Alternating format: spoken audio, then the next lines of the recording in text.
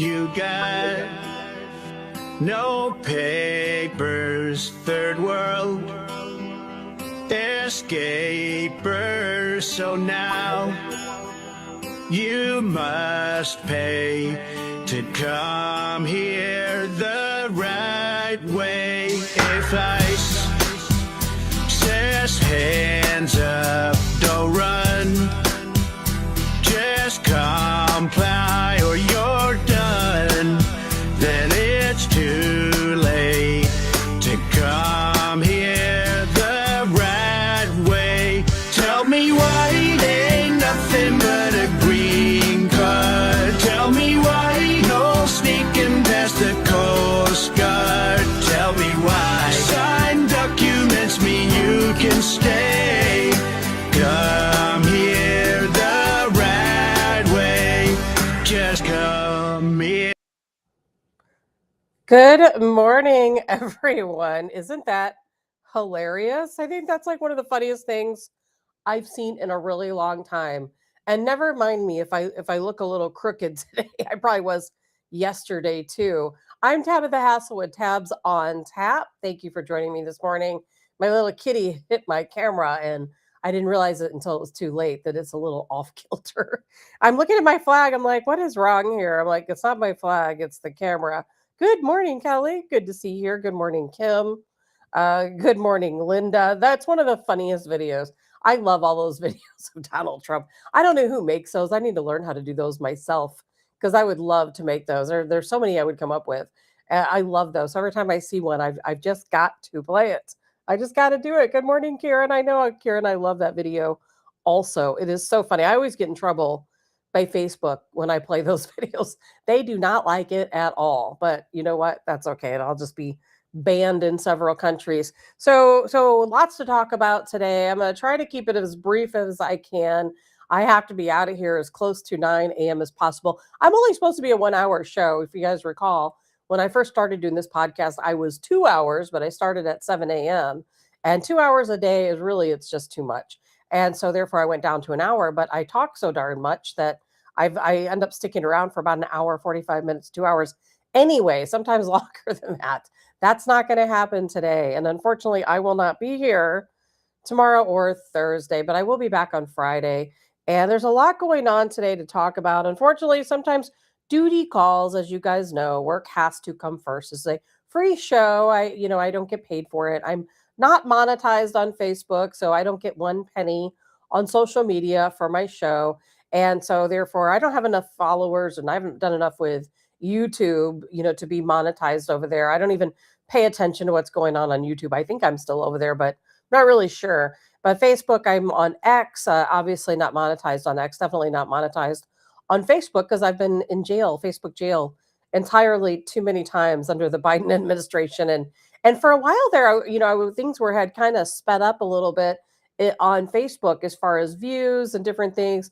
And then I think we had some people that came through the show who came on here were making some derogatory remarks, just acting like general crazies, and we were reporting them. Well, on Facebook, when you report people, they don't like that. They don't like you to report people. And so therefore what they do is they lower you in the news feed. So I got a little warning the other day that I'm back down at the bottom of the news feed again. Oh, well, what can you do? What can you do? Good morning, Karen. And yes, Nancy, happy Tuesday. Doesn't feel like a Tuesday.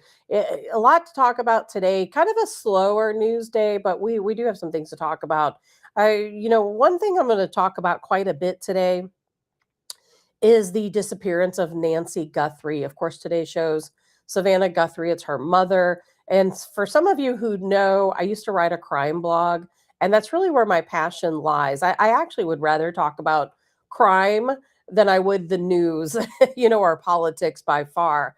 But who knows? Maybe I'll start a separate show someday to talk about these different cases. But there's a lot of new information being released this morning, so we're going to get into that, and we're going to talk about that particular story and what could be happening there. Just a terrible case, and I also want to talk about how it relates to a case in Missouri, a case that really hasn't had that much attention. So we're going to get into that. So many different things to talk about. It's like where to even start. And Don Lemon, as you guys know, Don Lemon was arrested. And of course, now he's running around crying. Oh, Kim says, no, they don't. Ridiculous, always sticking up for the bullies. Talking about Facebook. Yes, they do. Oh, well, Karen, I didn't know you watched me on YouTube. Well, good to know. I'm still over there. And what's great is on my streaming service, I can see comments no matter where they're coming from. So that's nice. Don Lemon, such a big crybaby. Oh, I got arrested.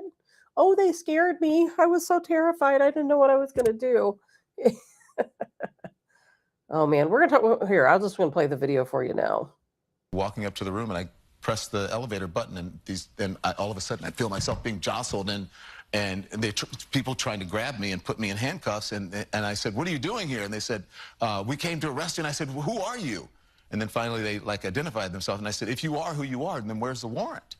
And they didn't have a warrant, so they had to wait for someone from outside, an FBI guy, to come in to show me a warrant on a cell phone. And by that time, I was like trying to, figure out what was going on to get my bearings, and they dropped all my stuff. My glasses had fallen on the floor. I'm like, I can't read that. So they had to pick my glasses up, and I read it, and still, what does that mean? So, and then there was a bunch of guys, and they took me outside. FBI guys were out there. I mean, it had to be maybe a dozen people, which is a waste, Jimmy, of resources, because I had told them weeks before, and maybe once or twice, that we would, I think my attorney tried to contact them once, maybe twice, that I could just go in, and it would have to be the folks who were just working there that day, and they wouldn't have to have all these people following me around. It's more than just a waste of resources. So they grab you and they take you where?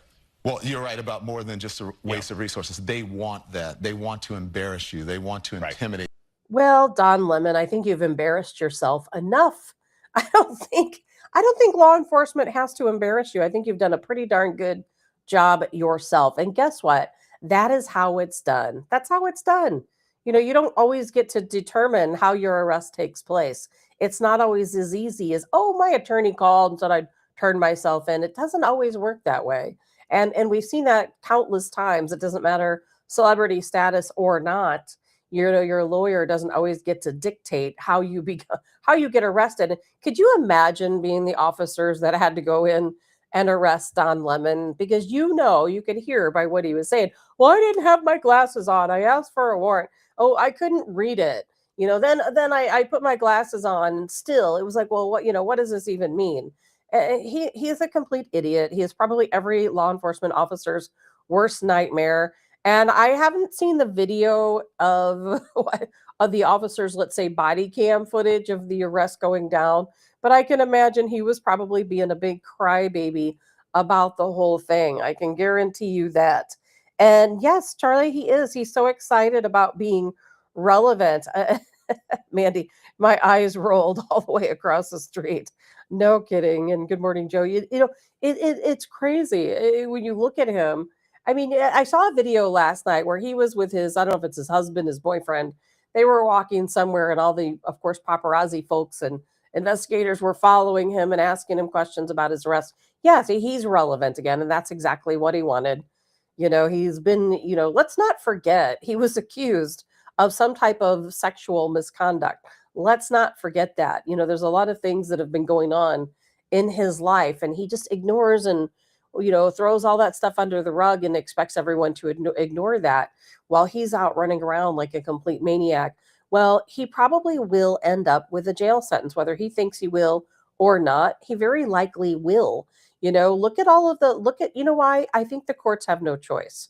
And look at how this law became a thing. This Ku Klux Klan Act, which is part of the FACE Act, got started because of people protesting outside of abortion clinics. And they were arresting people for literally praying outside of an abortion clinic. And those people went to jail. Some of them got fairly lengthy sentences. So, Don Lemon violated the exact same law. You are not allowed to go inside of a church. You're not allowed to go inside and disrupt the worship of other people. And so, therefore, I think that he will end up getting a sentence, whether he likes it or not. I'm sure he'll cry and he'll have his lawyer try to dictate how it all works out. But you know what? Too bad for him. Too bad for him. Let's see. Drew, release all the Epstein files. I'm with you, Drew. Margie says he's lucky to be alive according to his depiction of police. You got that right, Margie. And Patrina, good morning. Good morning, Patrina. And Eric, it's funny that he hates white men and he's married to one. I've always thought that was odd too.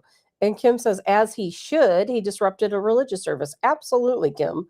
And that is something that is against the law. But you know what? Somebody like Don Lemon, they feel like they are above the law. And I don't know his religious beliefs. I'm going to guess that he's probably an atheist.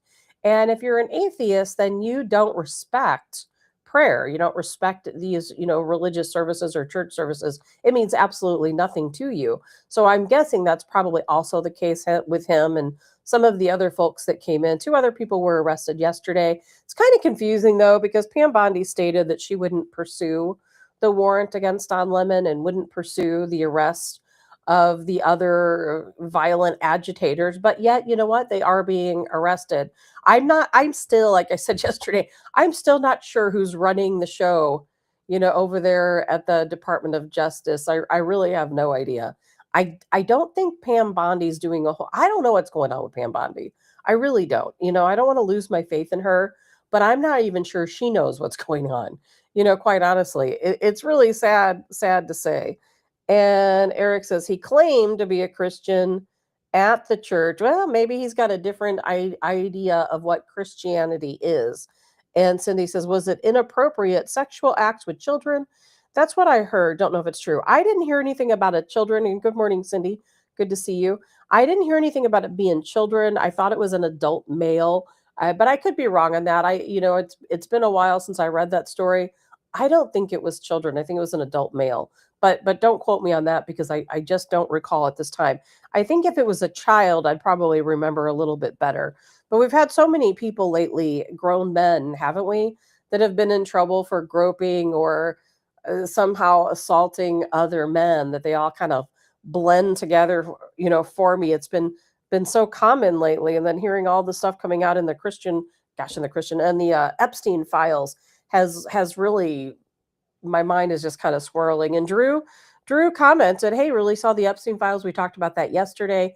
Allegedly, the Epstein files have all been released except for the ones that involve death, injury, and extreme abuse. I mean, I thought, like, I'm not going to go down that road today because we don't have time, but yesterday we talked about that quite a bit, the files that weren't released. And if they're worse than the ones that were released, then it's a big deal. Now, I don't understand why. I'm still hearing there's no investigation that's going to take place that's going to look into those Epstein files. I don't know why. I don't understand it. I hear people say that, yeah, we know the names. We know who was accused. We know some of the names. We've read witness testimony. I read one of them to you yesterday that was beyond horrific from a young child. And yet we have no investigations taking place that I am aware of. So we'll probably never have answers because I really do think, I was thinking about this yesterday and something I wasn't planning on talking about today. And I didn't talk about it yesterday, but let's just throw it out there because I really do think that everything in life is a scam. I do. I'm finding it hard to come up with topics that aren't somehow scam related because then, it was uncovered that there was a trust. I think it was called Zorro. There was a trust set up that was involved with Epstein, one of Epstein's trusts. And somehow his trust won the lottery and they won $85 million. And now I found an old news article that talked about it. I found podcasters who talked about this, several weeks to months ago. So it's been something that's been known. It just wasn't known to me. And so therefore, when I heard about this trust winning $85 million in the Powerball, my brain started thinking, well, that's really weird because there's been a lot of other notable people, believe it or not, who have won the Powerball or the lottery of some case. I know Andy Biggs won, I don't know, several $1 million in a lottery. I know that so many people in California always win these big lotteries. It does kind of make you think, is the lottery a scam too?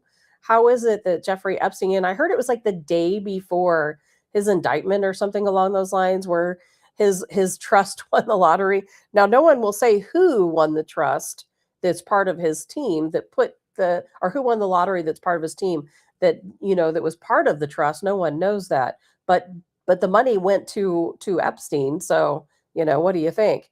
And let's see here.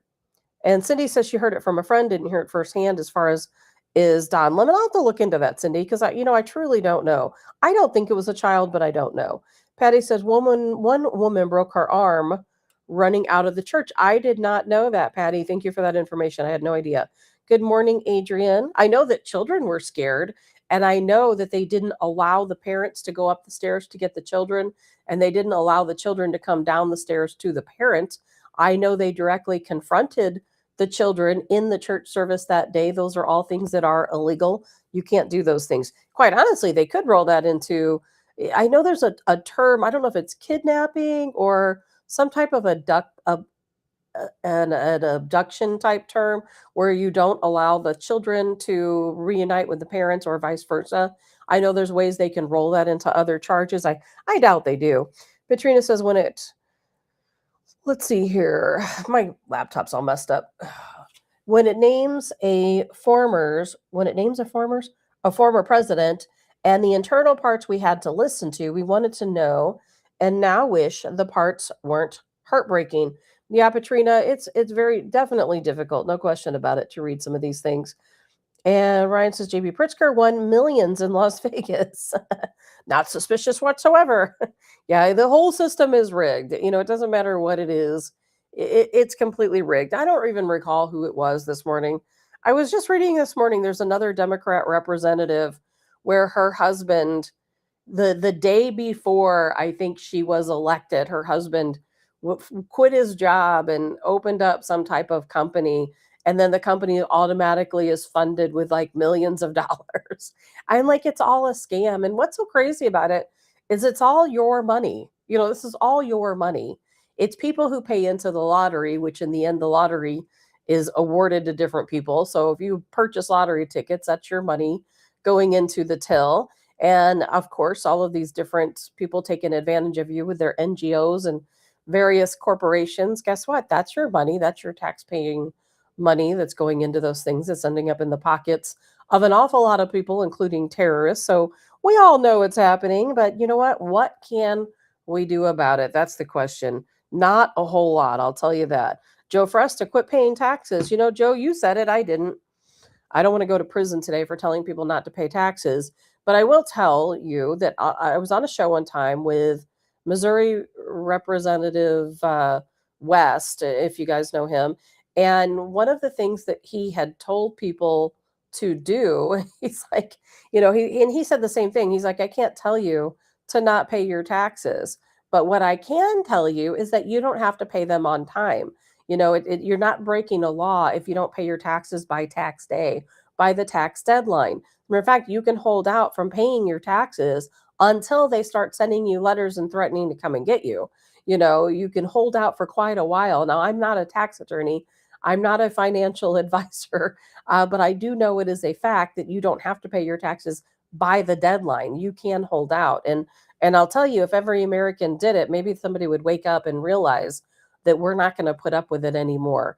Because if you really think about it, all the money that people have stolen from us, if that money hadn't been stolen, our taxes would be far reduced. As a matter of fact, I don't even see the reason why we pay half the taxes we pay outside of lining the pockets of members of Congress, paying off terrorists, paying for Chelsea Clinton to get her home. We're buying a lot of homes for a lot of people's children, aren't we? It's pretty ridiculous. And yeah, Joe, that's just it. Now, here's the thing. And Joe, you make a great point that if you don't pay your taxes on time, yes, you're going to face penalties. And those penalties can add up to thousands of dollars. So, you have to make your own decisions, whether you want to stand or don't stand. If you can afford the penalties, it might be worth it. If you can't, just don't do it. But you know what? We've got to come up with a solution one way or the other, because I don't know about you guys, but I am very sick of them stealing our money. Now, speaking of weirdness, I don't know about you guys. We're going to go back and talk about protests in a minute, and then we're going to talk about Savannah Guthrie's mother, Nancy Guthrie, and some new information that was released this morning, which is extremely important. And I'll tell you something that I saw this week. I don't know if you guys saw it. Did you see where all of these AI computers? Now, I think this is a bunch of BS, quite honestly. but you guys tell me what you think. There's a story out there where all of these AI computers came together. So they independently thought and had a thought process. They came together, they created their own social media platform. And on that social media platform, they're all interacting just like we would, let's say on a platform like Facebook or X. And they're talking to each other. They know they're being watched. They talk about humans watching them, and they talk about, there are some instances where they talk about taking over the world from humans. And there's some disturbing things in there if you go in and you take a look, and they acknowledge that, oh, humans are screenshotting our posts and things like that. It's really weird. Now, the way I see it is that I don't know if you've used Chat GPT or any of these other AI artificial intelligence services. I mean, unless these are like supercomputers, I don't feel that AI really has the ability to do a lot of independent thinking unless the person that programmed it told them to think independently and gave them that ability. Now, the reason why I say that is I use Chat GPT fairly often, more than anything, just to ask questions, find out different terms, or use it as a thesaurus or a dictionary or different things like that. But I've also done a lot of experimenting with different AI sources. And each and every single time I've experimented with various AI sources, I am not kidding you, every single time, it was subpar.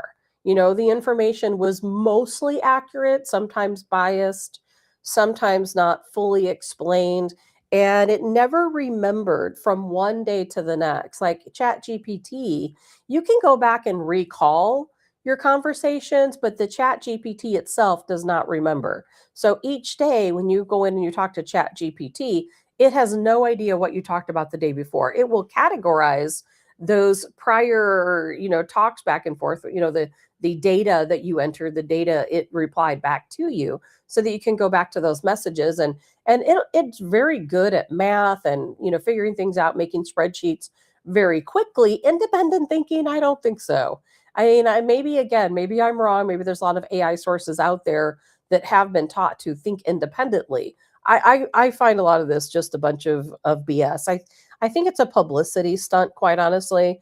And Jay says AI is not self-reliant or able to formulate its own opinion. It is totally dependent on programming. Exactly, Jay. And that's why I think it's all a bunch of BS. I don't know what they're getting at, if they're trying to market a new social media platform or what it is they're trying to do. But I personally have seen that AI, in my opinion, doesn't do that great of a job. I feel like when I ask it to write something, that I could have written it maybe better, less repetitive, a little more refined, and than what sometimes Chat GPT does. Sometimes it does a good job. It's great at, again, throwing spreadsheets out really quick. It's far better than I could ever be at math, that's for sure. And it will create spreadsheets very quickly. It can create a lot of useful applications for you to use, but it itself, and quite honestly, I use AI to design my logo each morning, my thumbnail image for the show. And it's really frustrating. I will tell you, it's really frustrating. I've used several different AI platforms to create that because I don't have a lot of time in my life, as you probably know. So about 7 a.m. is when I start thinking about what am I going to do for the show today. So and of course I'm on at 8 a.m., which is probably why I'm late every morning. 7 a.m. I'm thinking, okay, what number of show is today? And I never remember. I have to go back and look at the day before. And then I'll go, right now I'm using Grok. And if you go to Grok, you can go to Grok Imagine. And I type in that, hey, I want a patriotic thumbnail, that says tabs on tap and episode 217 as an example for today. And it'll throw out all these different images. 99% of them are just terrible and not even what I asked for. And so it'll take me a while to search through all of those images to find one that I think is somewhat representative of what I'm looking for. And so I don't feel that AI is all that they want to give it credit for. Let's see. And let's see. I'm going to backtrack here on comments. Sometimes they scroll faster than I can see them. And Carrie, Carl, they are a glorified search at this time. I agree completely. And Mary says, have you talked about Nancy Guthrie yet? No, Mary, I have not, but I do have some new information that you may or may not have seen. We're going to talk about that here in just a moment. Katrina, all fed what you and I have put out there. It cites the references and websites from which they've concluded their evidence. You can say, I think it's wrong, and it responds after apologizing. Tell me what I got wrong. And let's see here. And you submit and wait to hear from them. I couldn't agree more, Katrina. It's not what they say that it is. I'm not terrified of AI whatsoever. Can it replace jobs? Absolutely so. Absolutely so. Can it conspire against humans without a person behind there entering in the data to cause it to do that? I don't think so. I personally think it's a bunch of fear mongering. I don't see us ever in a situation where AI tries to take over the world, or thinks for itself or does any of these other things people do. I think there's probably some evil minds behind some AI who want people to think that it can do that when it's really them. Kind of reminds me of the old cartoons we used to watch as a kid, right? Where you'd have this creature come out of nowhere and this bad guy would be back there typing, furiously into a keyboard controlling, whatever kind of creature it is. And it's very much the same thing. And Adrian says, Stacy and Sage, we are all energy. Paige is really good at getting through AI filters. Oh, okay. I'll have to take a look at that because the AI that I use has definitely been subpar. But I've used a lot of AI, and I can't really say I've ever seen it work really adequately outside of creating spreadsheets and answering math problems, or a lot of people use it to help them write different things, correspondence for work and so on. And it's suitable for that. For me personally, I think it either sounds too formal or too corny, so I don't personally use it. I just prefer to write my own stuff. And Jay says, AI currently is an advanced form of distributed resource computing. They use multiple supercomputers to correlate and scan vast amounts of information and sources almost instantly. And Jeannie says, yes, the Wizard of Oz. Exactly, Jeannie. And Jay, to your point, here's what's interesting is whenever this whole situation with Alex Pretti took place, when he was killed, as due to his anti-ICE objectives, we'll put it that way. We're going to talk about him here in just a moment in the medical examiner ruling that his death is a homicide. And what that truly means is not what most people think it means, but we're going to talk about that in a minute. But whenever that took place, I went on to AI just out of curiosity to see what Meta AI had to say. And Meta AI, believe it or not, came up with some pretty wild tales about his ex-wife and some of the things his ex-wife said. Now, at the very bottom, it'll reveal the sources. So I went to those sources, and then I realized, well, those aren't really good sources. And, I couldn't find anything at all reliable that said what she claimed to have, that confirmed what she said. So I think that the AI was just reading a bunch of stories that people were just making up off the top of their heads, and it was concluding that it was fact just because it came from independent citizen journalists. And so you have to be very careful with AI, just because, like, when you use search assist on your, I don't even know which search bar you might use, but if you use search assist, it'll come up and give you some information. But, it's all subjective. It depends on where it's pulling that information from. And I have found that Meta AI is probably the worst. It really has no idea what it's talking about. Grok AI, and I'm kind of surprised because I love Elon Musk, and I think I really expected Grok to have the best AI around, but it's also a little bit mediocre, so I haven't really found any AI service that really has that little bit of perfection where it's going to give me exactly what I want, especially when it comes to designs. You see all these AI advertisements for these AI services where, oh, if you put a cup of coffee, you're going to sell your product. You put this cup of coffee on a table and you use this AI service, and it's going to take that cup of coffee and make it look like you're sitting next to a roaring fire. I've tried that stuff just out of curiosity, and none of it works. It's always a complete disaster. And just another marketing gimmick. And Carl says, I watched a very good video a while back explaining the differences in AI engines, what is current, what is almost here, what the long term that they are building is. Yeah, Carl, and and AI is going to go so much further than where it is now. Where it ends, nobody knows. But I do believe right now, right now, where things stand, I do not believe AI has the capability to create its own social media platform and to talk about humans and to think it's going to take over the world. I don't think we're there yet. And so I think it's just a bunch of BS. Jeannie says Meta AI gave me completely wrong info on someone. Yeah, Meta AI so far is the absolute worst out of all the ones that I've tested. Jay says I'd ask what's the bias of the coroner being local. It's probably not conservative. Here, and let's say Carl says long-term plans are frightening. Here's the thing, Jay. We'll talk about that now. Now, as we all know, the story of Alex Pretti and how he had confronted, of course, you all know the story. I'm not going to get into that right now.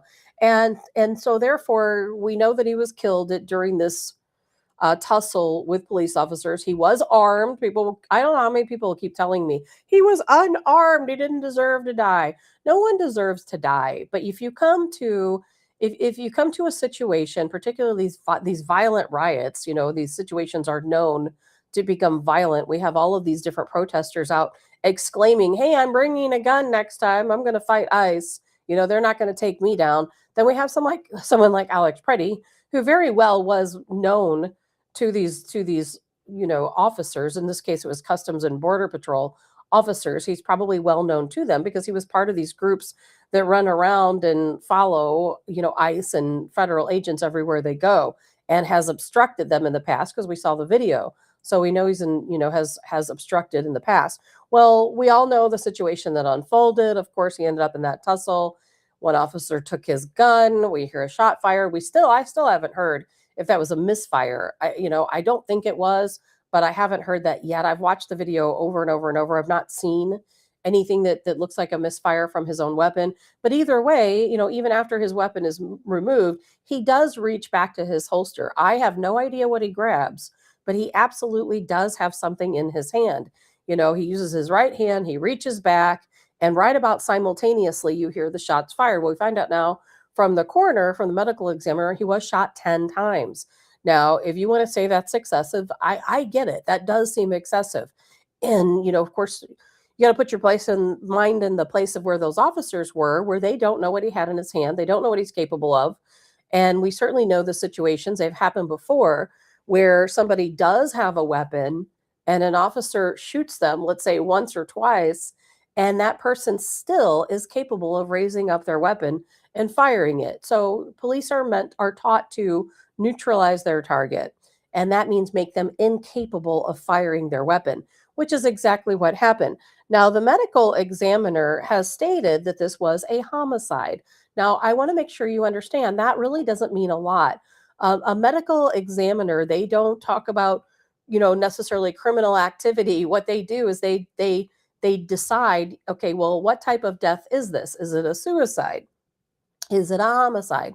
Was it accidental? Okay, well, we know it wasn't accidental. We know it wasn't a suicide. So anytime somebody is shot by another person, it's called a homicide. It's as simple as that. It doesn't matter whether it's officers or, excuse me, it doesn't matter if it's a criminal.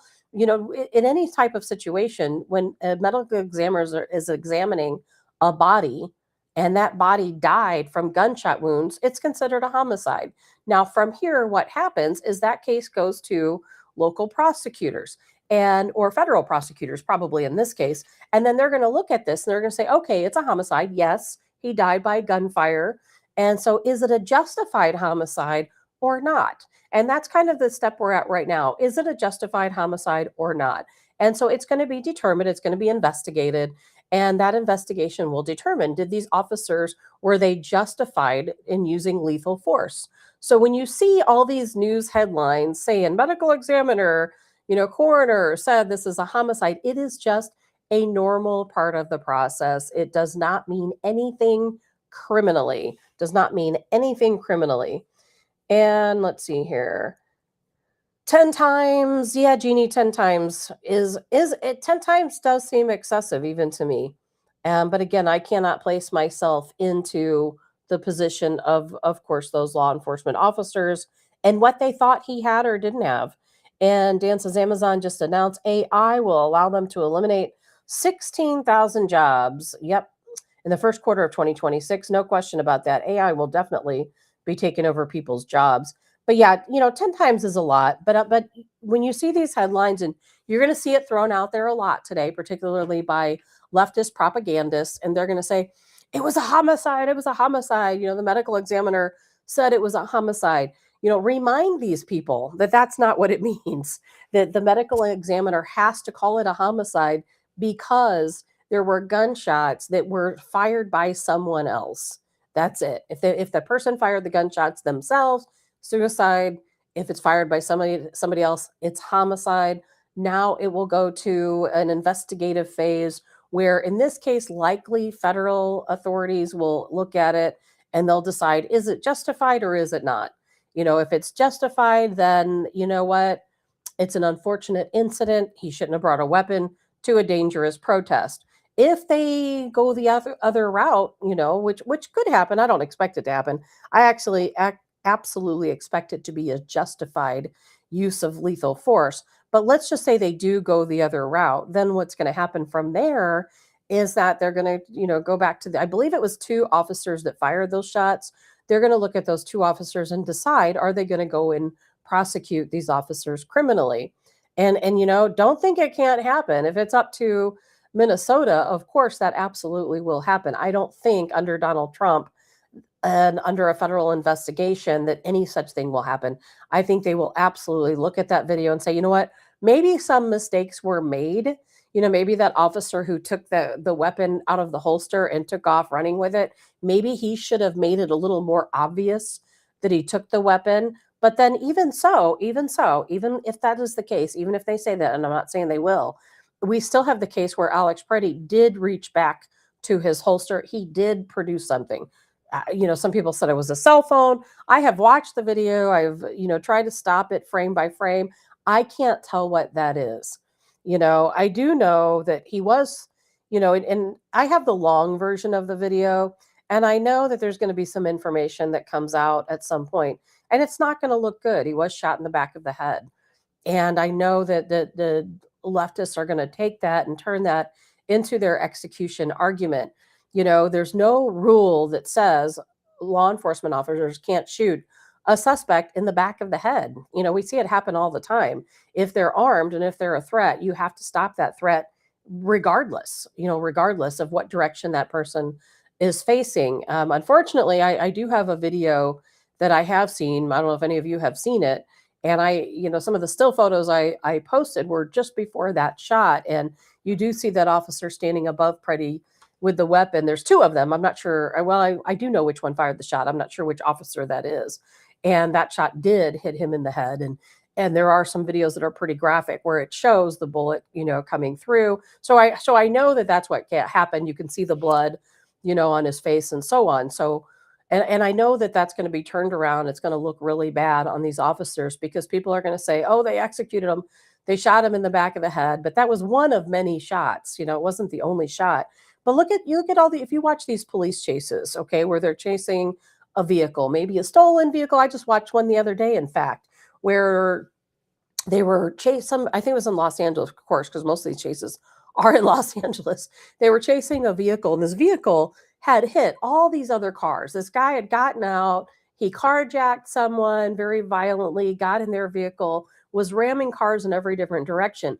Well, of course, law enforcement, they have to take this guy out. He's obviously not going to stop. Somebody's going to end up getting killed.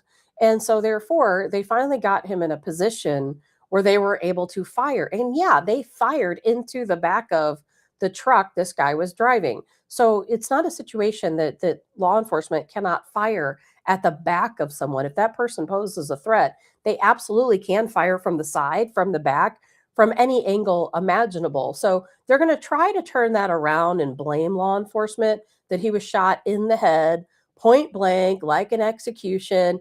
But I'm telling you, I still think it's going to be justified. I really do. I think it's going to be justified.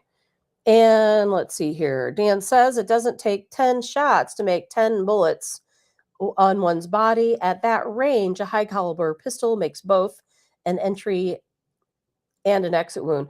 Yeah, I don't know, but I do think, Dan, that 10 shots were fired. I know we played a video here on the show when Colonel Adams was here, and we were trying to count them, and I think that we did count 10. So I do think there were 10 actual shots fired. And I think a number of those shots probably were fatal, particularly the head. The shot that I saw to the head was 100% absolutely a fatal shot. And that was before he was on the ground and they shot him some more. And Jeannie says, we aren't put in those horrible situations, so we don't know what we would do. You know what, Jeannie? That is absolutely correct. We just don't know. It's so easy for us all to watch these videos. We can slow them down, we can watch them frame by frame, we can see all the hands and try to keep an eye on things. That's the luxury you have of hindsight, right? You can go back and look at these things. But this entire scenario, it played out in a matter of seconds, milliseconds from, movements. And if these officers in the heat of the moment, they can't see everybody's hands. They don't know what everyone is doing. And I know for a fact that they did not know that that officer took the gun. And the reason why I know they didn't do that is because if you watch the long version of the video, they're looking for the gun underneath Alex Pretti's body. They're rolling him around, they're looking around, they're feeling, they're like, where's the weapon at? Where's the weapon at? And then somebody says, hey, that guy's got it. And then he kind of yells off to the side, and the guy's like, yeah, I have it. It's in my car. And so, it was an unusual circumstance for sure. That doesn't normally play out that way, but that doesn't mean that what they did is homicide or that it's wrong. It just means that it's very difficult to ascertain what's going on, in a second. And quite honestly, even if that officer, by the time they yelled gun, I don't know who yelled gun, but whoever yelled gun, it was over at that point. That was it. And once your brain, if you're in this tussle with somebody who is known to be violent and they have a weapon or are likely to have a weapon, I believe that, it's pretty obvious for some of these agents to see that he had a weapon on maybe this occasion and other occasions. But once somebody yells gun, then you know what? That means there's a threat to life. Lethal force is certainly allowed to be used at that time. In my opinion, that's kind of the end of story. When it comes to that, it doesn't matter whether it was one shot or 20 shots. We've certainly seen people who pose a danger to law enforcement. Gosh, I remember one time a guy got shot, like 60 something times, and still it was considered a justified situation. A justified homicide is what they call it. So when you see the word homicide out there, and you're going to see it a lot today, just keep that in mind, that the medical examiner, his or her job is just to determine the cause of death.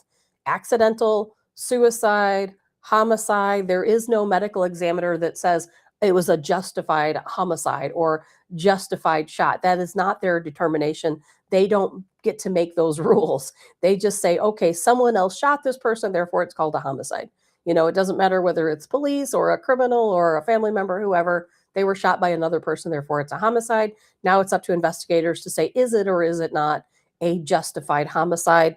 I'm going to say 99.9%, I'm sure that it's going to be a justified homicide. I would be beyond shocked if it's not.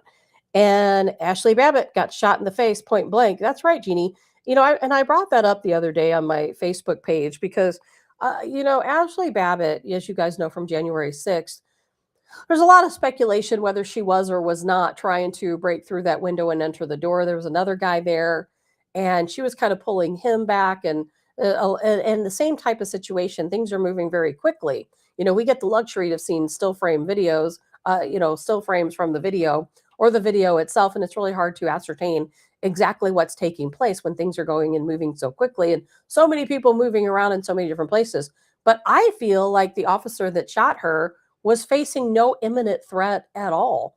There was no reason to necessarily believe that Ashley Babbitt was armed. She certainly wasn't armed. She did not display a weapon, and they shot her, and I've seen the video many times. I've seen the photos many times, and it's a horrific situation. But guess what? It was still ruled as justified. Maybe we agree with that, maybe we don't. But either way, it was considered justified. In this case, Alex Pretti was armed. He was armed. Somebody did yell gun. Police don't have the luxury of going back and watching a slow motion video before they make the decision to draw their weapons. They felt that they and the public at large was at threat. And we also know, now you can go back and argue that police training needs to change and that maybe they shouldn't, shoot somebody 10 times. You have two different officers shooting, allegedly. I'm still hearing just two officers.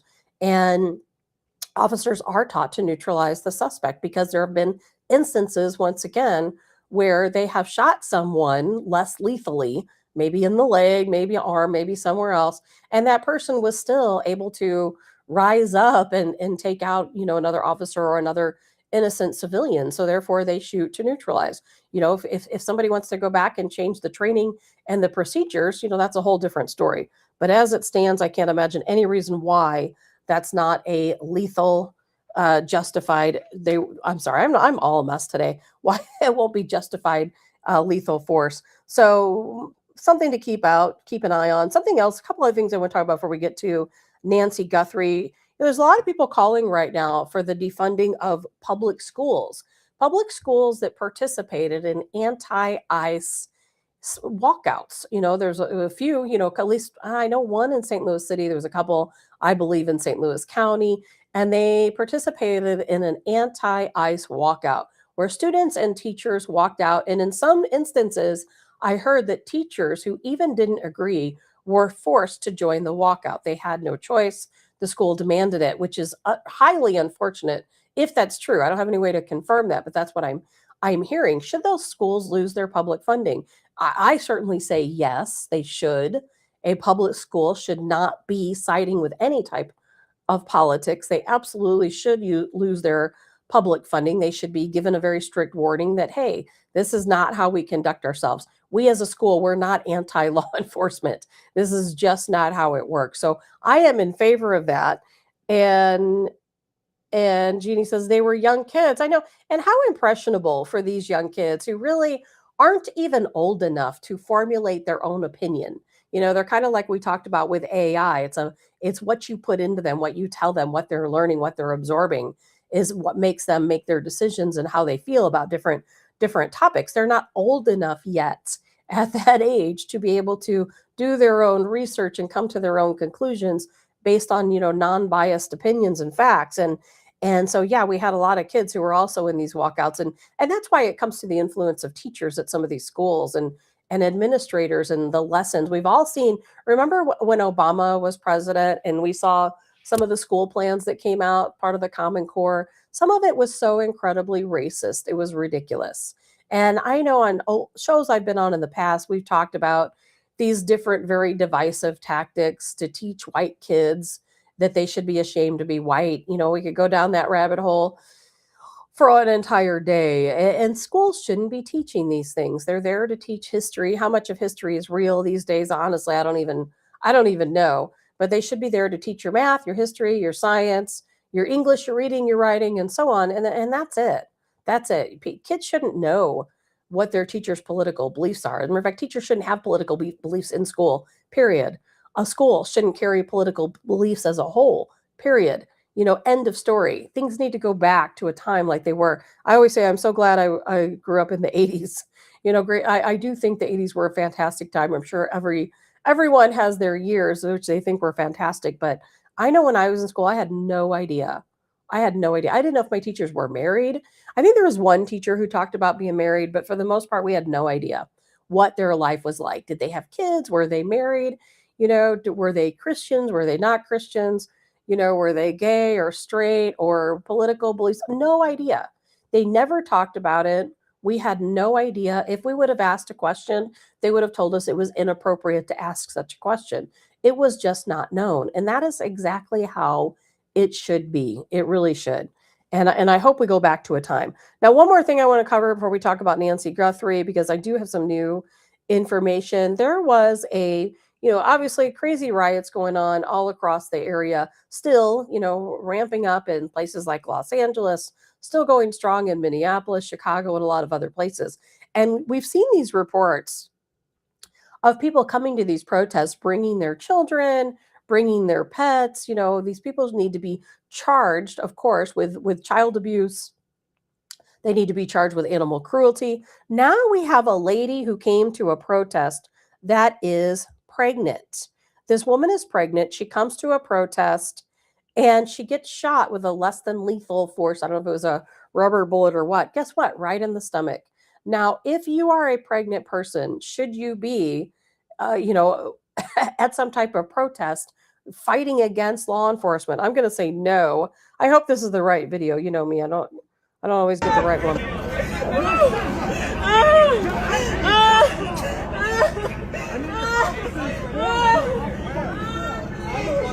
She got shot in the stomach, everybody, and she's pregnant.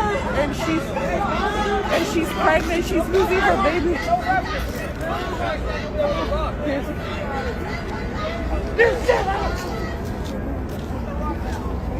Hey, you need to cover? I know, I was like, You guys. Okay, here we have a woman. She's pregnant. Okay. She's at a violent protest. She gets shot in the stomach by some type of less than lethal force. I'm going to guess a rubber bullet, but it's never stated in this video or anything that accompanied this video. And then you hear somebody saying, oh, she's losing her baby. Now, I don't know if that's true. I don't know in the end the medical condition of this woman or her baby. In my opinion, if she does lose that baby, she should be charged with homicide. You know, she should be charged with homicide. She murdered that baby by taking that baby, that live baby in her stomach that is completely defenseless, to a violent protest where she knew, trust me, she knew that there was a possibility she could have either been gassed, pepper sprayed, shot with a less than lethal force, maybe shot with a real live round, depending on how far things went. And yet she, as a pregnant person, still a very pregnant person, still went to this protest. Now, I hope whoever she is, that law enforcement tracks her down and charges her. I don't know what that would be.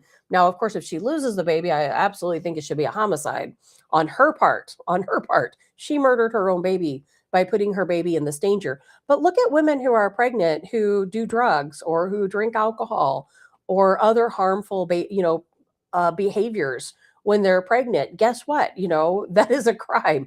You can't do these things to your unborn child. Yes, sometimes people do drink and they do drugs and people don't know. But if authorities know that that's what you're doing, you are harming your child. Now, what the law is, I do not know. I don't know. Let's see. Jeannie says, I thought they hated babies. And Pam says, very irresponsible of her to be there. And Kim, you said child endangerment, and I'm kind of wondering about that. What type of criminal charge would that be? If you're carrying a baby, you put your baby in harm's way, and it survives, but it could be injured, or you take the chance that it could be injured. Would that be child endangerment? I'm sure there's some type of criminal charge that could go for that, but I don't know exactly what it would be. And Jay, no, they will never charge her. They'll probably never even look for her or find out what happened. And therefore, nothing will ever happen. Hopefully her baby's okay despite her recklessness, but who knows? These people I really do. I think they've lost their minds. I really do think they have lost their minds. Some of these people, I hate to say it, and I get in trouble a lot. And some people I know who I really, admire, who are liberals, very far left liberals, are not happy, with some of the things I've said, mostly in this Alex Pretti situation, because they do think it was an execution. And I say, no, it was a justified situation, justified use of lethal force. That's one disagreement. But the other is that it is true that there is something going on with some people, and I'll never understand it, where they hate Donald Trump so much. That's really all it's about. It's about hating Donald Trump. They hate him so much. And when I ask, well, why do you hate Donald Trump? 9 times out of 10, they can't give me any valid reason. I just don't like him. I just don't like him. There's something about him I just don't like. And sometimes somebody will say, well, he raped somebody, he's a pedophile. None of those things are true. Of course, he's never been charged or let alone convicted, of any sexual crime against anyone. Yes, he did lose a civil suit. But so many people have. I could come out right now, and Jay, I'm sorry for using you as an example, but you're the only guy's name I see right now. I could use Carl. I could easily say, hey, I met up with Jay or Carl, or maybe both of you. One night we had a drink talking about the show, and you sexually assaulted me. Now you're going to be like, hey, I've never met her. I see her on this podcast, never met her in person. That definitely didn't happen. But you know what? I might be it, and maybe it did happen, maybe it didn't happen. But in this case, let's say it didn't happen. And I'm just a person who can talk really well, and I convince a group of people that it actually did happen. Even though you weren't there, I might convince a group of people that it happened. And therefore, or maybe it was consensual and I convinced a group of people that it wasn't. And then guess what? I'm going to win that civil suit against you. And so, I don't want to shame any victims because I don't know what has or has not happened. But what I will say is that Donald Trump has not been charged or convicted with any type of sexual crime. And for the people out there who just don't like him because they just don't like him, that's perfectly fine. I have no problem with people who don't like Donald Trump. I really don't. I have no problem with people who don't like his policies. Absolutely not. That is your right. If somebody wants to go out and they want to peacefully protest, peacefully assemble to talk about and display how much they hate Donald Trump and how much they hate his policies, that's their constitutional guarantee. They can absolutely do that. If somebody wants to shout from the rooftops how much they hate Donald Trump, again, that's freedom of speech. Perfectly fine. Now, where the line is drawn is when you try to tell me, because I don't agree with you, that I lose my job, or I can't come into a certain club, or I can't go into a certain restaurant, or I can't do this, or that, then that's when you're kind of stepping over a legal barrier, right? That none of these things has happened to me, by the way, but that is when you're stepping over a legal barrier. It's not happening to me, but it certainly has happened to a lot of other people. And the other issue I have is that when people hate Donald Trump so much, whether they think they have a reason or not, most of the reasons people have given me is just media propaganda. And they think that gives them the right to go out with weapons and confront law enforcement. Well, guess what? They're going to end up in a very bad situation. And that's why I do think some days there's going to be, yes, Andy, TDS is real. I do think somewhere down the line, there is going to be a chapter in the books about the fact that TDS is a real mental illness. I do think that not people necessarily that I know, but I do think there are people out there that I don't know that we see on the news, we see in these various videos who have TDS to such a point where they've suffered a mental break. And when they've suffered that mental break, they're no longer allowed, like their brain no longer acknowledges right from wrong. And they think they have the right to take their children to a violent protest. They think they're going to take their pets or their unborn baby, or they think they have the right to assault or obstruct law enforcement. It's like a mental break that totally cuts off all common sense, where they think, I hate this man so much that gives me the right to go out and try to fight law enforcement. And it is a mental condition. It truly is. Not liking Donald Trump is a whole different story. You have the right to like or not like whoever you want. I didn't like Biden. I didn't like Obama. I didn't sit around crying about it. I've never been to a protest, so I didn't go out and protest either one of them.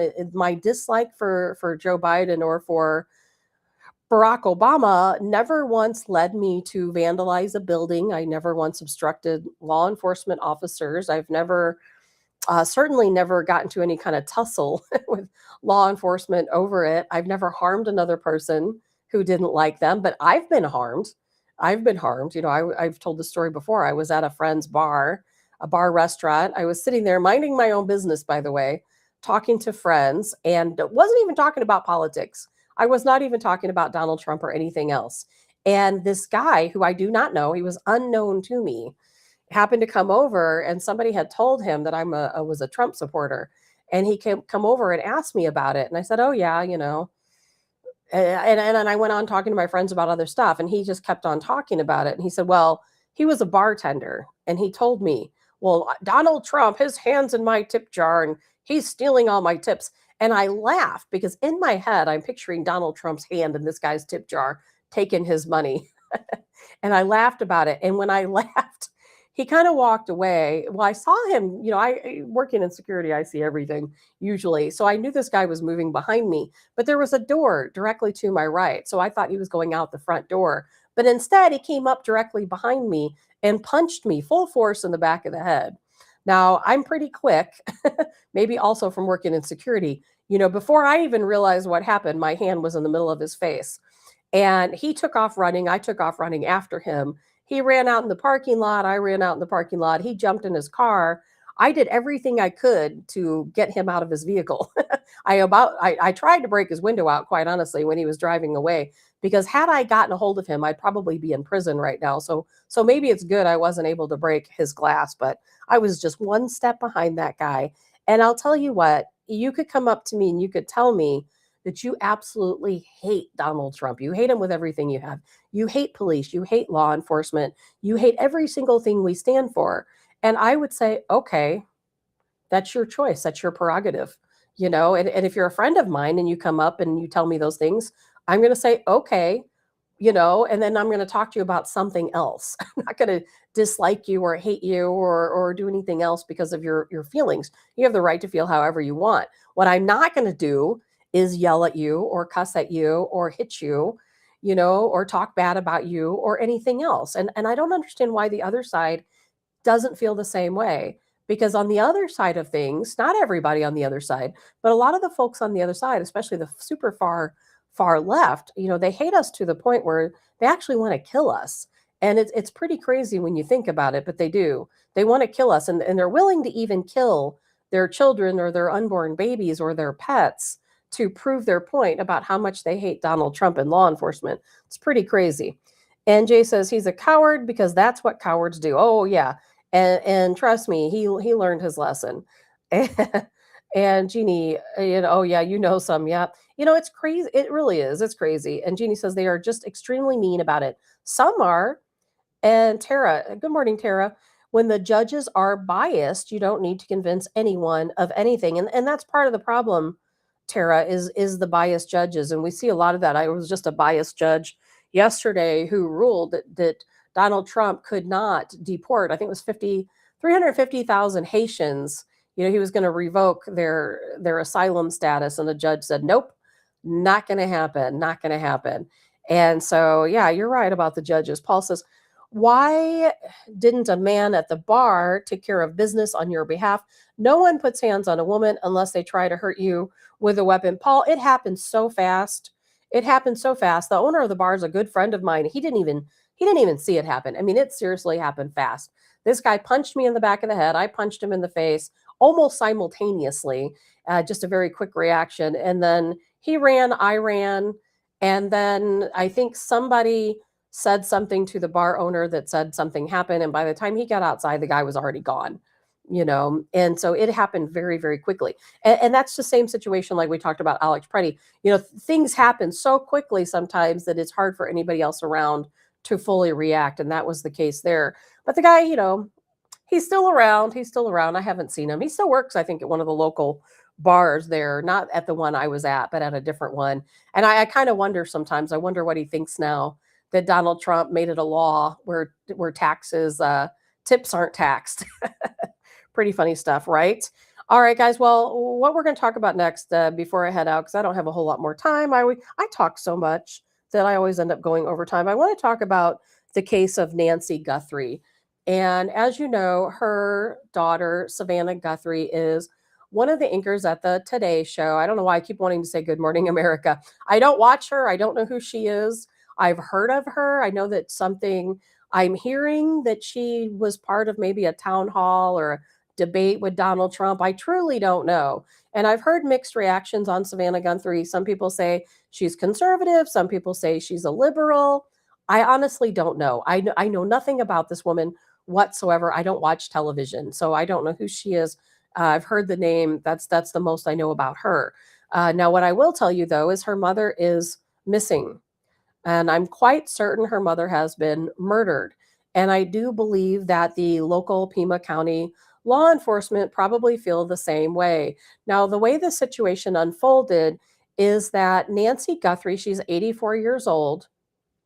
She lives in an area on the outskirts of Tucson, a very nice, wealthy area on the outskirts of Tucson. From what I understand, she lived alone. I've not seen anything to tell me that she had anyone that lived with her. She did have some health concerns. She did have some mobility issues where she used, some people said a walker. Photos I've seen of her, she has like a little cane, but either way, she had some mobility issues. She could not walk unassisted. So the story is that, and here's where another, just bear with me through some of these facts, because, there, of course, anytime somebody goes missing, there's a lot of facts and there's a lot of people who were just guessing at what's going on. Now, some people say it was her daughter. Some people say it was church friends, maybe her daughter and church friends. One way or another, she was with other people. They dropped her off at home around 9:30 in the evening. That was on January 31st, the evening of January 31st. Well, the next morning, and she, from what I understand, they watched her go in the home. She entered the home correctly. Everything was fine. The next day, she failed to show up for a church service around noon. Her family was notified. They conducted a welfare check.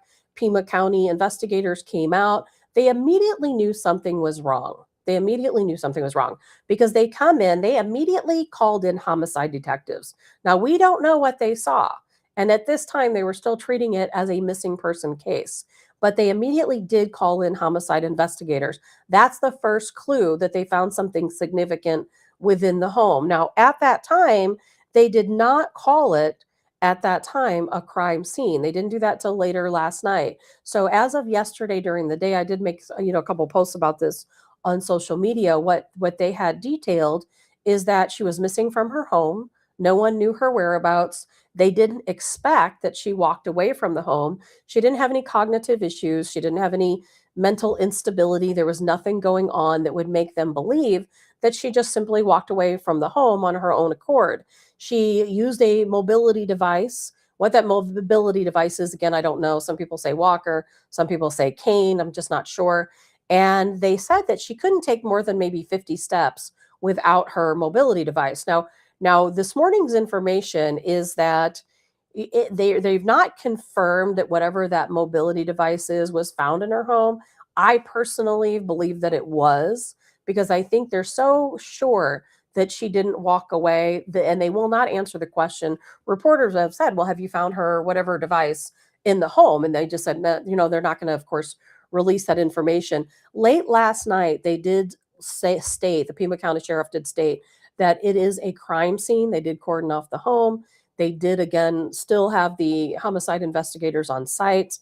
At that time, they said it's no longer a search and for Nancy, but an active crime scene. Now, I don't know what they found in the home. I do know this morning there's some new information that they released in which they said that they believe she was taken from the home. Now, they did say yesterday they thought it was a kidnapping, but now they're a little bit more sure of that. They said they believe she was taken from the home sometime on February 1st between 1 a.m. and 4 a.m. There was forced entry. That is new information that I saw this morning. They also stated they did recover DNA evidence. The DNA evidence was fast-tracked. There's a lot of different ways to send DNA evidence in. Now, sometimes DNA evidence can take a very long time, but in this type of situation, they can fast-track it. They'll probably have the results back by tomorrow. Maybe if they're lucky, they'll get them back today. It usually takes a day or two. Glenn says a cane. Glenn, I saw the photos of the cane, but there's so many people saying she had a walker, but I've not seen anything about a walker. Jeannie says, I quit watching today when she came. I don't care for her, but this is a horrible story. It is a terrible situation, no question about it. And Paul says that means there was blood evidence. Paul, I do believe there was blood evidence. I've not heard that. Nobody has confirmed that. My best guess is that when you think about it, and I wrote a crime blog for many years, and so I'm kind of pulling things from my experience writing about other crimes, is that generally when they arrive on site, and they're not going to, of course, give all the information right away. They're going to hold as much to the vest as they can, because obviously when they catch the perpetrator, they are looking for what that perpetrator has to say. Are they going to reveal things that only the, in this case, killer would know? Or are they going to, so a lot of people, unfortunately, they do confess to crimes that they didn't commit. So they try to release as little information as possible. But whenever you see investigators arrive and they immediately call in homicide detectives, that means they have found something on the scene that leads them to believe a homicide occurred. And as you said, Paul, typically that is going to be blood evidence. Typically what you're going to see in that situation is that they're going to see enough blood to say this person could not have possibly survived losing this much blood, or they're going to say that there was such a blood loss that if this person is not found immediately, they're not going to survive. So they found something at the scene, and I agree, it likely is blood evidence. And Glenn says, I think Savannah did because her mom was a Trump supporter. Is Savannah not a Trump supporter? She says she's a Christian. She's asked people to pray. Now, let's see, Jeannie, cameras didn't get anything. If they got her going in, they should see her going out. Here's the thing, Jeannie, is that we are told that she did have cameras. Now, she lived in a large home. I've looked it up, about $1 million home. Absolutely beautiful, stunning. I've heard it has a couple acres around it, very desert-like area, right at the base of the mountains. It's an unincorporated area of Pima County, right outside of Tucson. And from what I understand, she did have cameras. It was a very wealthy area. I'm assuming other people have cameras. But here's the thing. When you have cameras, a lot of things can happen. We don't know who did this or why they did it. They may have disabled the cameras. Or maybe the cameras, depending on where they're located, maybe they don't see people coming in and out of the house. Maybe they only see vehicles that enter and leave. I just don't know. And we don't know what the camera saw. And we don't know who did this. Is it someone that knows her? 90% or more of these types of crimes, particularly a homicide, which they've not declared this a homicide, but I'm going to say it's a homicide. I don't see any way around it at this point. But let's say that in this case, it probably is very likely a homicide. Well, they're going to look at her family first. Over 90% of all homicides, I would say 99% of all homicides are done by someone most likely somebody in the family, and I'm not saying in her case, in general, somebody in the family. Then they're going to look outward, known associates in this case. And so let's look at Nancy specifically. They're going to look at her family first. Hopefully it was no one in her family. I can't imagine that it was. Now, I hear that she has people that work for her. So she may have, let's say, I know she had a housekeeper. That's been confirmed. She probably had a grounds person. I don't know if it was a grounds person that was just a person they employed, or a landscape company. So those are people that are going to be looked at. There's going to be potentially maybe a home health aide. She apparently did have some very severe health issues. So perhaps somebody did visit her home. I don't know that. I'm just guessing somebody did. So there's a very good possibility that somebody related to her would know, her whereabouts. Now, I would think that if it was a housekeeper, a landscaping company, something like that, they could probably figure out a way in and out of the house without forced entry. There was forced entry, but I don't know. A lot of different things can certainly happen, but they're going to look at her family first. They'll expand that to people who had access to the house. Then they'll go out from there, people who knew her in the community, and then go out from there. Less than 1% of abductions or homicides are committed by strangers. So think about that. Less than 1% are committed by strangers. So it's more likely that it's someone she knows within her inner circle than it is to be a stranger. However, stranger abductions and stranger murders absolutely do happen. When I wrote my crime blog, in fact, I only wrote about stranger homicides and stranger abductions because they are the most rare and the most unique and the most difficult to sort out. I can guarantee probably by this time in the investigation, they've already narrowed down the time that she went missing between 1 a.m. and 4 a.m. Something gave them that time frame. Now, what it was, I don't know. Now, she did have a pacemaker. Now, different pacemakers are different, and it depends on the manufacturer. I know for me personally, I have an implanted loop recorder. Now, my loop recorder is implanted. I had to have surgery. They inserted it into my chest, and it measures every single heartbeat. And for me personally, and I don't know if her device was the same, mine's not a pacemaker, mine's a loop recorder. So that is a little bit of a difference. But I know with my device, every heartbeat is seen by my doctor's office, every single bit. The manufacturer of it monitors it 24/7. And if I have an abnormal heartbeat, well, that manufacturer sends that information to my doctor's office.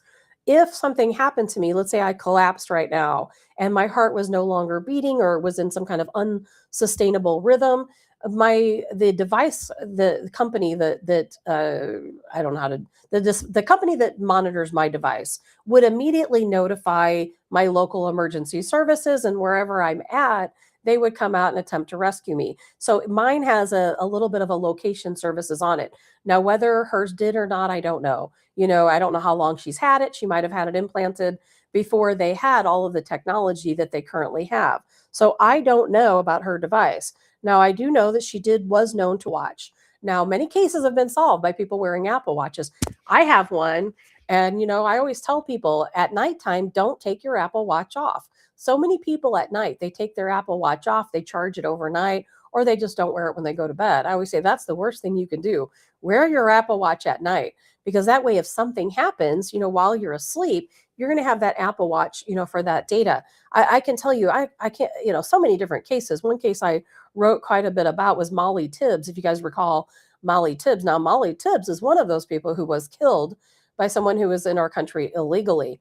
And what happened with Molly Tibbs is they were able to track the data from her Apple Watch, and so at that time she was found. This guy had taken her, picked her up. She was out jogging. He picked her up, took her out to this field, sexually assaulted her and murdered her, put her in the trunk of his car.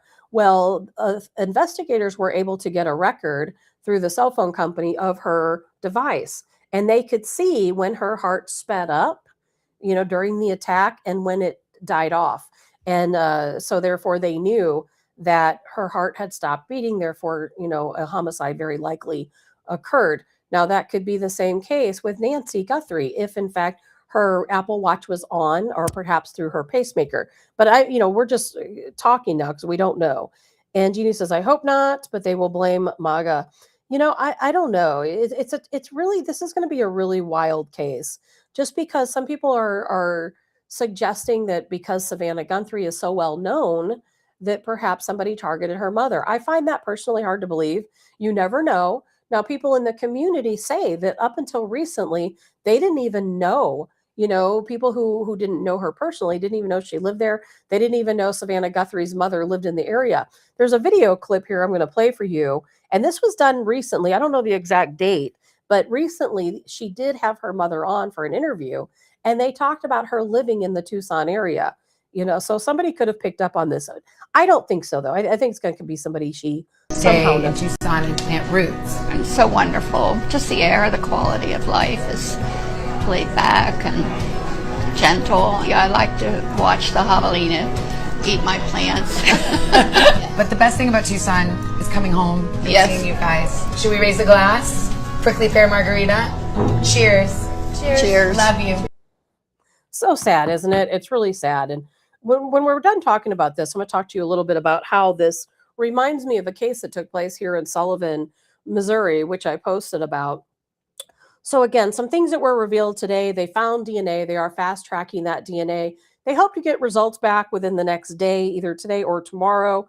The DNA, like, we can talk about that. What is the DNA? It could be a number of different things. It could be touch DNA. We do have technology now where if somebody left a fingerprint, that could be touch DNA. And if somebody, even, believe it or not, even if somebody touched her clothing, if they touched her whatever type of mobility device she used, if they, those are ways that we can get touch DNA. They can pull those off of clothing and so on. And there's, of course, blood analysis. If the person got injured, we know there was forced entry. We don't know what that forced entry is. Did they break a window and they cut themselves? We don't know. It could be bodily fluids. I don't imagine this is a sexual assault, but if it was, of course, there could be bodily fluids.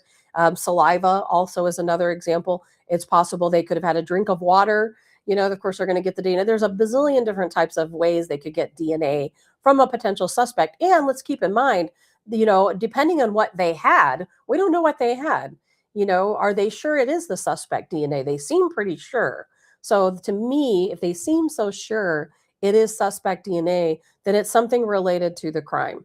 We haven't heard yet what state her home was found in. At first they didn't say anything about robbery. Her purse, her wallet, her phone was left there. Her vehicle was left there. They didn't steal her vehicle. They didn't take her purse or her wallet. Sometimes what happens is at first when they come in and they do the initial look around, they're like, okay, well, it's not a robbery because there's her wallet, there's her credit cards, there's her cash. But then family shows up and they say, okay, family members, what does she have that's valuable? Does she have a safe? Does she have jewelry? What valuables does she have? Well, let's say a family member goes into her room or tells, authorities where her valuables are. And they go in, they say, oh, she had a Rolex watch, but it's gone. Or maybe medication. So she kept all her fentanyl patches in a closet. Well, those fentanyl patches are gone. Those are things investigators don't see when they first arrive. It takes time for family members to tell investigators what she had that somebody might want. So that's one thing to look at. When investigators arrived and later on during the day, they might have said, okay, there's some items missing. It is a robbery. Maybe somebody did rob her. Maybe that's the component. And Jeannie says her phone. Yeah, her phone was left there. You know, they're going to look at her phone. They're going to find out if indeed, of course, I'm sure they've already saw who texted her. I don't expect them to find anything on her phone. Now, here's something I'm going to add in. I'm going to read some of these comments too. Something I'm going to add in is that someone told me that she sold items on Marketplace, and those people came to her home to pick those items up. In this case, it was old records. So think about this. If she's selling items, now I'm going to backtrack a little bit. They didn't say Marketplace. I'm just assuming it's Marketplace. Somehow she was selling items to strangers. So a stranger did at some point arrive to her home and purchased records. Now that stranger is not a suspect or not expected to be involved. But if she was in fact selling items and having people come to her home, random strangers, that's certainly another route investigators will look at, because it would be pretty easy to see when somebody arrives to buy an item that she lives alone, that she's got these mobility issues, she's probably wealthy. They may not have even known about her daughter or what her daughter does. They might have just known, hey, this is a wealthy elderly person that lives alone and a very easy target. It's highly unfortunate, but it is a very easy target. Jay says it's really stupid how we have to label everyone. Why can't it just be some deranged person committed a crime? Who cares left or right? They are mental and dangerous. Correct. I don't expect that her homicide has anything to do with politics, but you know what? You never know. Paul says my mom is 82. If she was selling things on Marketplace, you bet your butt I'd nip that in the bud real quick. Yeah.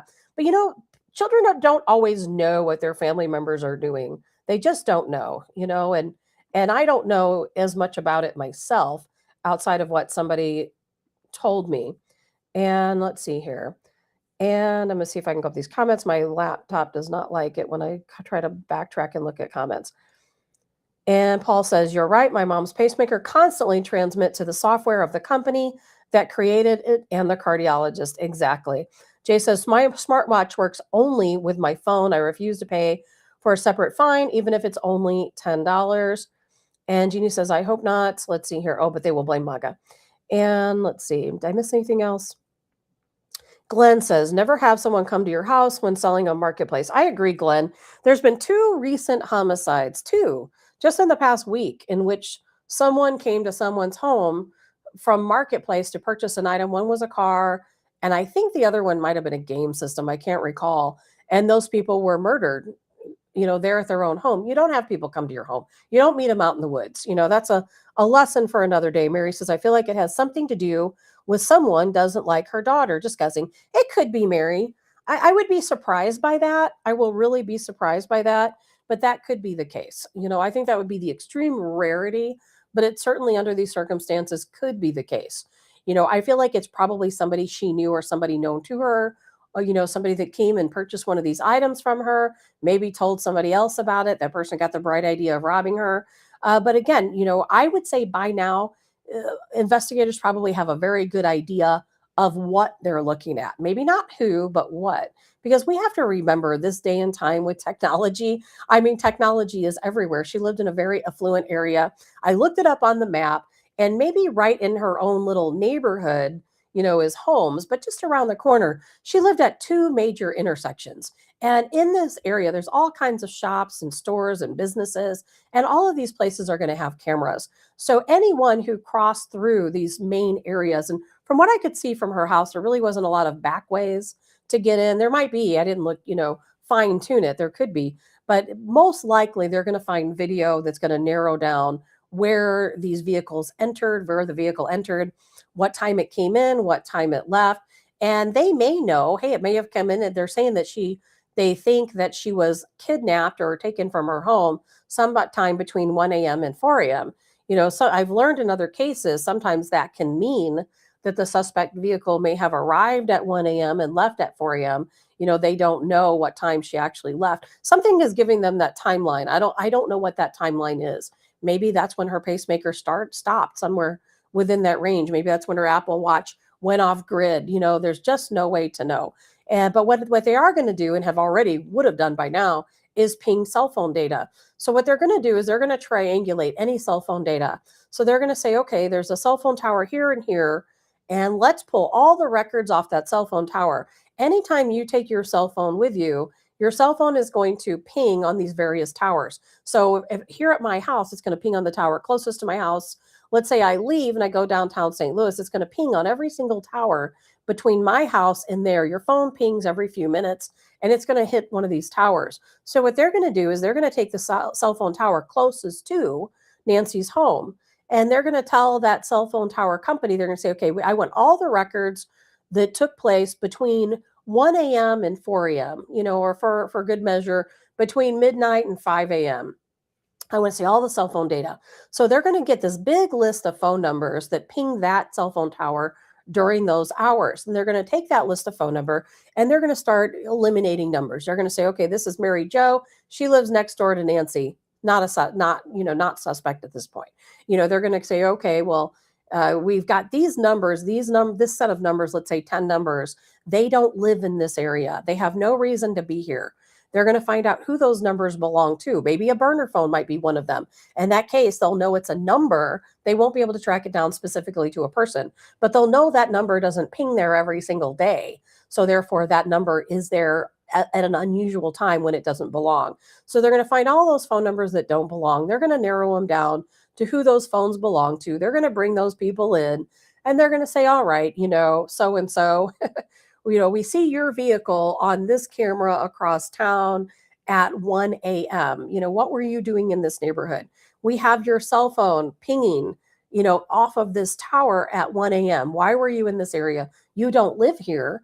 Then they're going to look at local cell phone towers and they'll be able to say, okay, well, this person's cell phone traveled this route because it pinged on all these different towers. They're going to look at all of the different license plate readers. And they're going to say, okay, we see this vehicle. Once they identify the vehicle, they're going to say, okay, and coordinate that with those cell phone pings. They're going to say, okay, well, this vehicle left Nancy's house at whatever time. We see it on this camera, this license plate reader, that license plate reader down the highway. That's going to, give them the route that the person came and the person left. And that's how they're going to narrow it down. Now, maybe they took Nancy's body and up into the mountains. So hopefully they're going to see those pings continue. Unfortunately, where she lives, there's a lot of area where there's probably not a lot of cell phone data if they start going up into the mountains. So that's something to think about. And Jeannie says, my pings to Ladue sometimes. I live in St. Charles. Well, but that's a different type of pinging, Jeannie. And your cell phone can ping to other towers. If a tower is overloaded, different things can happen. But if you actually contact your cell phone department and you look at your pings, those are going to be a different type of ping than probably what you're talking about. And Tara says that area is insanely populated right now for the International Gem Show. No hotel rooms even available. I am usually there this time of year. I had no idea, Tara. In that case, there's different types of pingings they can do. Now, your local law enforcement, the only thing they can do is they can contact the phone company and get that triangulation patterns. Now, the state police, they have a little bit more technology where they can do a ping and it will narrow it down to a certain area within so many meters. Now, if you get the FBI involved, which they have, that was a good measure. They got the FBI involved. The FBI can do a live ping. So the FBI, if they can determine what type of phone this is, they can do live pings. A live ping can get that phone signal down to a meter. Now, they have to have a phone to ping to do a live ping. So they'll have to identify someone first. But it can triangulate it down to a very, very small area. That's something only the FBI has the ability to do. State police to some degree, but particularly the FBI. So I'm sure that's something that they're going to do. Now, I've been on the show, so I haven't heard any new information. Trying to look at my notes here. Was there anything else? Let's see. I want to make sure we've got everything. They won't, again, confirm whether or not her walking aid was found. I believe it was left at the home. That's why they know she didn't walk away. They believe that she was taken sometime between 1 and 4 a.m. They recovered the DNA. They fast-tracked it for analysis. I think I've gone over all of the new information that I am made aware of. But again, what are they going to be looking at here? They're going to be looking at family first. That's just common, family first. They're going to expand that out to people who had access to the home, housekeepers, landscapers, and so on. They're going to look through her contacts. They're going to find out who she's been in contact with. If she was selling items, who did she sell items to? Did she items for sale? You know, they're going to look, she has cameras. We don't know if those cameras were on, if they were not on. Different people have different types of cameras. You know, she could have had a camera that just saw people coming in and out of her gate. You know, she could have had cameras right on her front door. It's possible, depending on who this was and whether or not it was premeditated, they could have disabled those cameras. Something I've thought about and haven't heard anything of is most likely she had an alarm system. You know, she's an 84-year-old woman who is wealthy. I would certainly believe she had an alarm system on her home. Now, some people don't set their alarm system. Is it possible she didn't set her alarm system? Is it possible that whoever committed this crime knew the information to turn off her alarm system? Maybe they knew her code. You know, maybe the alarm system went off and no one heard it. I don't expect to be that to be the case. And was her alarm system monitored? You know, did the person disable the alarm system? So there's still, more questions than answers, of course, but definitely investigators found something at that scene where they know this was a homicide. They're not saying that. And the reason why they're not saying that is because they do not want the person responsible to destroy evidence. You know, somebody asked me last night, they're like, well, why do they keep saying that they're looking for her, that, they've got these helicopters are looking for her in the woods? I'm like, well, that's just, that's part of an investigation. You know, even though they don't believe she walked away, she could have gotten injured and stumbled out somehow, on her property. They called off those searches last night. They cordoned off the house. They said, no, where this is no longer a search. This is a crime scene. I think they have every evidence possible to say this was actually a homicide, and very likely Nancy was killed in her home and she was then taken, or she was very seriously injured and then taken from the home, injured to the point where they believe she couldn't have survived. And then somebody said, well, why do they keep saying that they need to bring her home, or leave her somewhere because she needs this medication? Well, a lot of times investigators will put a ruse out there.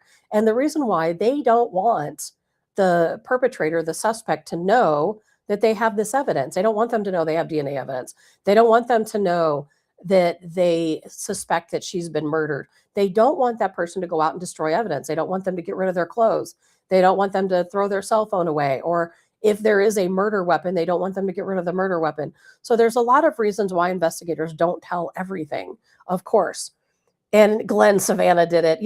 I know Savannah didn't do it, but you do have to, of course, automatically think about, what was her name? Angie.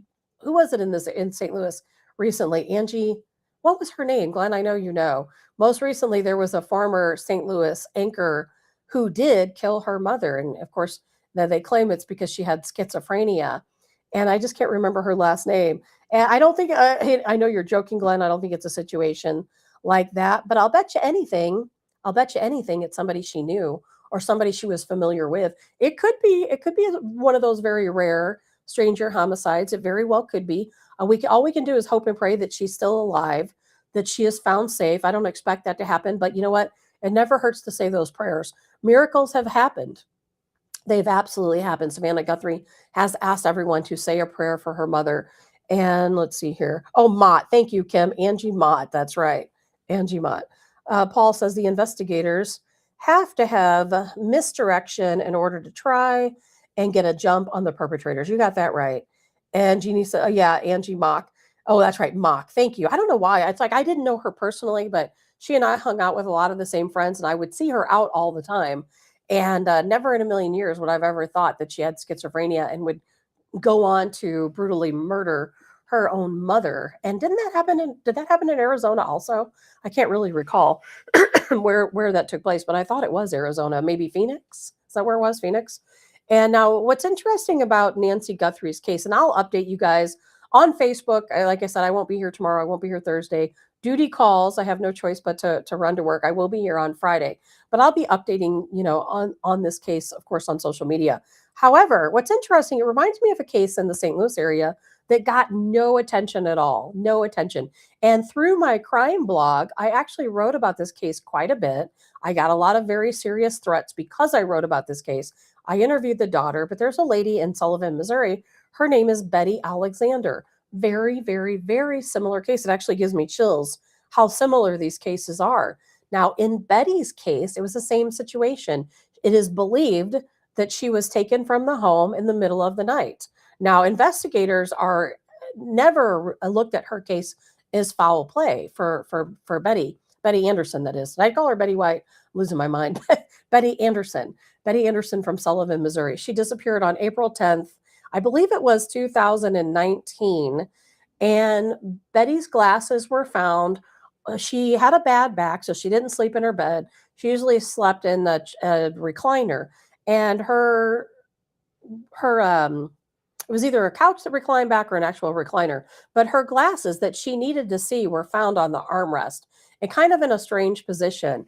And her medication had just been delivered the night before. She had a box of fentanyl patches that were missing. She had $200 in cash found within her wallet that was inside her purse. The purse was inside a closet. The $200 was in an unmarked white envelope.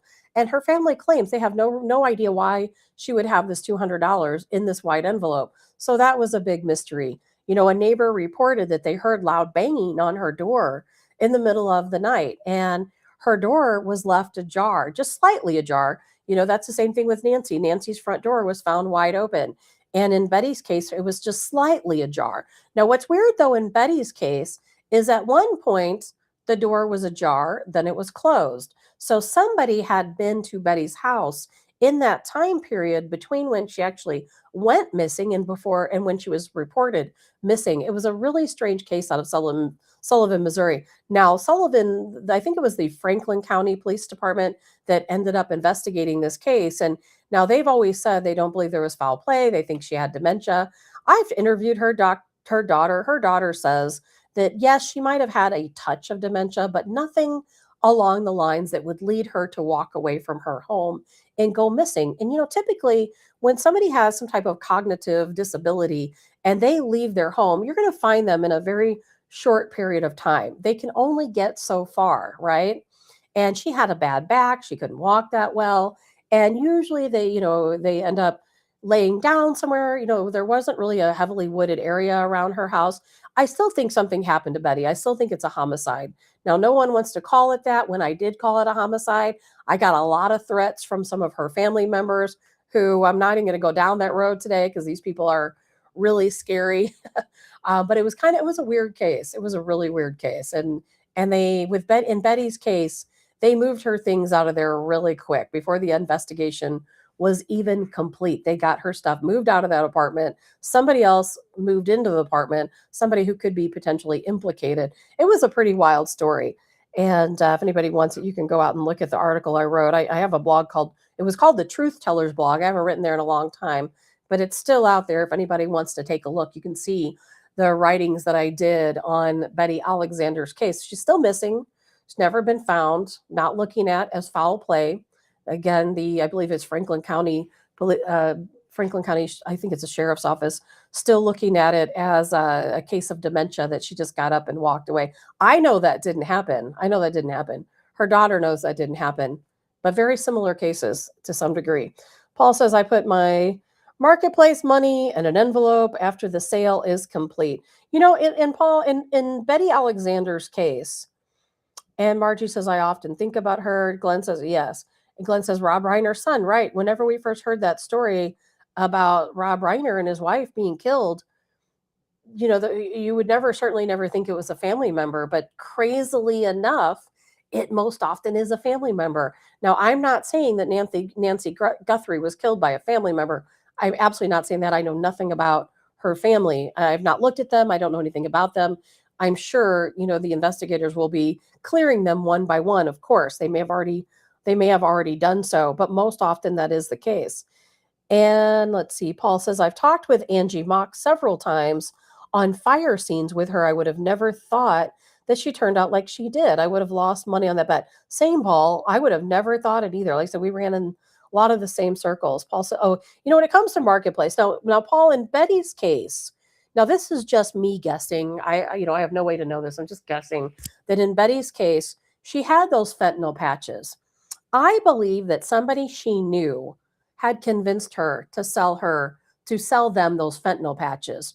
And so therefore she probably thought, hey, this person, whoever it is that she knew, was in bad physical shape, that they needed these fentanyl patches to get by. Now, most likely that person was addicted to fentanyl and not in need, of fentanyl patches for medical reasons.